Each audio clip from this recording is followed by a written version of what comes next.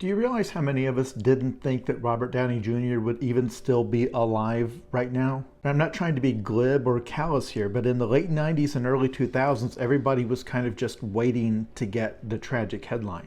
I know that the younger people out there who only know Downey as Tony Stark from the MCU movies, you've probably heard references to his crazy past, and he mentioned it in his Oscar acceptance speech, like he thanked the attorney who had to repeatedly bail him out of jail over the years.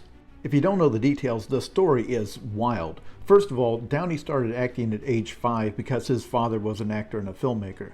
And also, he says his father first started giving him drugs when he was 8 years old. In 1987, he plays an addict in the film Less Than Zero, and then after that, immediately himself goes into rehab. And finally, in 1996, he gets arrested for possession of all of the drugs. And that would be the story for the next several years. He would be in and out of jail, rehab, and then eventually prison. At one point, some actor friends basically forced him into rehab. He escaped from there. Another time, he got so high that he wandered into a neighbor's house and fell asleep in their bed.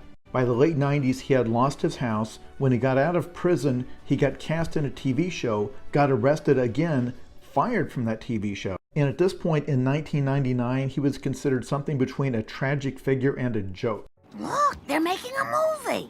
Robert Downey Jr. is shooting it out with the police. I don't see any camera. By the year 2000, Robert Downey Jr. was literally homeless. No studio would cast him in anything because the insurance companies would not cover the production if he was involved. Finally, in 2003, he was cast in a totally forgotten film called The Singing Detective, and that only happened because an actor friend of his agreed to put up the money to pay the insurance bond. That actor friend was Mel Gibson. And keep in mind, at no point during his entire 20-year career was he ever the lead in a huge blockbuster movie.